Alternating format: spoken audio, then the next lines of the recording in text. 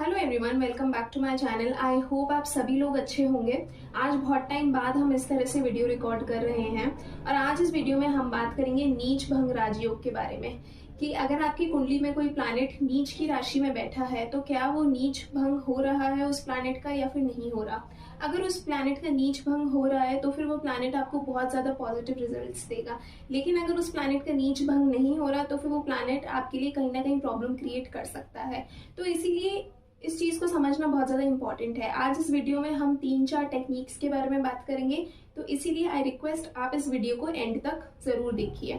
अगर उन 4 टेक्निक्स में से आपकी एक भी चीज अगर आपके चार्ट पे अप्लाई होती है तो इट्स अ गुड साइन कि हाँ उस प्लैनेट का नीच भंग कैंसिल हो रहा है। तो इसीलिए आप इस वीडियो को एंड तक जरूर देखिए। सबसे पहले हम बात करेंगे पहली टेक्निक के बारे में। देखिए, हम एग्जाम्पल लेते हैं। जैसे मान लीजिए किसी की भी कुंडली में गुरु नीच राशि में है, मतलब गुरु नीच का है। अब गुरु किस साइन में जाके नीच का होता है? मकर राशि में जाके नीच का होता है। तो मान लीजिए गुरु यहाँ पे प्लेस्ड है मकर राशि में, ठीक है। अब पहली टेक्निक क्या कहती है? पहली टेक्निक ये कहती है कि प्लैनेट जिसकी भी राशि में जाके नीच का होता है उस राशि का स्वामी अगर केंद्र भावों में स्थित है तो फिर इस प्लैनेट का नीच भंग हो जाता है। अब इसी एग्जाम्पल के थ्रू समझते हैं। देखिए, जैसे जुपिटर यहाँ पे नीच की राशि में है, ठीक है। अब जुपिटर मकर राशि में नीच का होता है। मकर राशि को कौन रूल करता है? मकर राशि को शनि रूल करता है। तो शनि अगर आपके केंद्र भावों में प्लेस्ड है 1, 4, 7, 10 तो फिर इस जुपिटर का नीच भंग हो जाएगा, ठीक है। तो ये हमारी पहली टेक्निक थी कि जो भी प्लैनेट जिसकी भी राशि में जाके नीच का होता है वो राशि स्वामी अगर केंद्र भावों में स्थित है, मतलब 1, 4, 7, 10 तो उस प्लैनेट का नीच भंग हो जाता है। तो ये थी हमारी टेक्निक नंबर 1।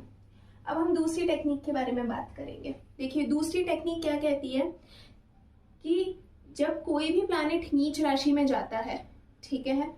फॉर एग्जाम्पल जैसे जुपिटर, हम वापस से जुपिटर पे आते हैं। मान लीजिए जुपिटर यहाँ पे नीच राशि में प्लेस्ड है, ठीक है।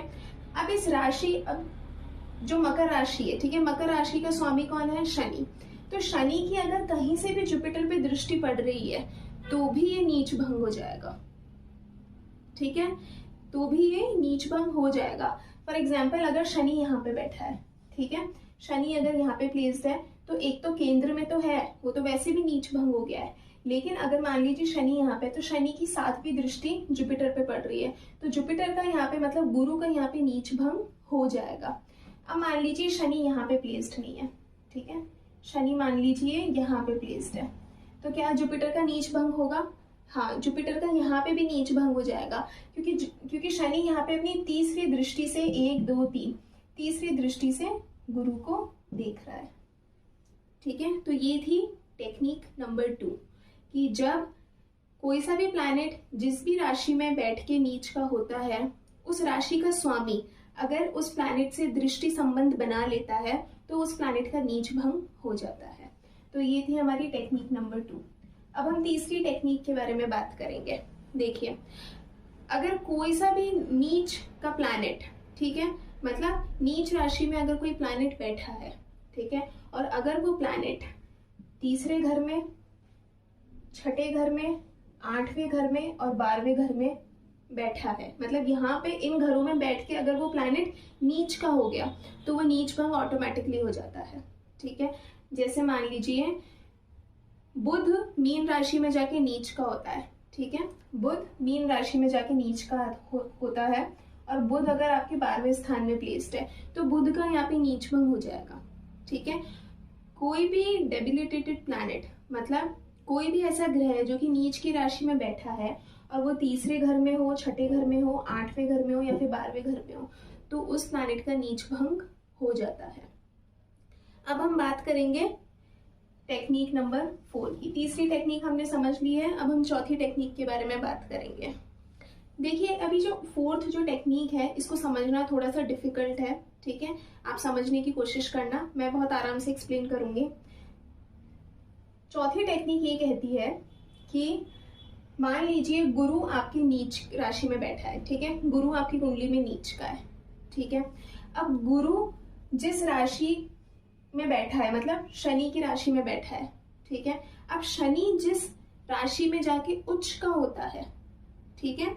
शनि जिस राशि में जाके उच्च का होता है, शनि किस राशि में जाके उच्च का होता है, तुला राशि में जाके शनि उच्च का होता है, ठीक है। तुला राशि किसकी है, शुक्र की राशि में जाके उच्च का होता है। अगर शुक्र इन केंद्र भावों में प्लेस्ड है, ठीक है, शुक्र अगर 1, 4, 7, 10 में प्लेस्ड है तो भी इस प्लैनेट का नीच भंग हो जाता है, ठीक है। मैं वापस से एक्सप्लेन कर रही हूं कि गुरु आपके मकर राशि में जाके नीच का होता है, ठीक है। अब मकर राशि का स्वामी है गुरु, मकर राशि में जाके नीच का होता है।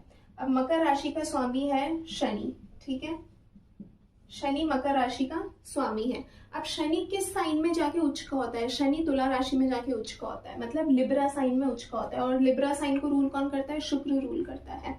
और शुक्र अगर कहीं भी केंद्र भावों में स्थित है तो भी इस प्लैनेट का नीच भंग हो जाएगा। तो फिर ये प्लैनेट आपको बहुत पॉजिटिव रिजल्ट्स प्रोवाइड करेगा। तो ये थी हमारी चौथी technique. Okay guys, so that was it. I hope आपको ये टेक्निक्स अच्छी लगी होंगी। आप अपने चार्ट पे अप्लाई करके देखना और मेरे को कमेंट सेक्शन में जरूर बताना कि क्या ये आपके चार्ट पे काम कर रही है या फिर नहीं कर रही है। देखिए, नीच भंग राजयोग बहुत ज्यादा इंपॉर्टेंट चीज है, क्योंकि अगर किसी भी प्लैनेट का नीच भंग कैंसिल होता है तो वो आपको बहुत ज्यादा पॉजिटिव रिजल्ट्स प्रोवाइड कर सकता है। तो आई होप आपको ये वीडियो अच्छा लगा होगा। अच्छा लगा हो then don't forget to like, comment, share and subscribe. I will see you in the next one.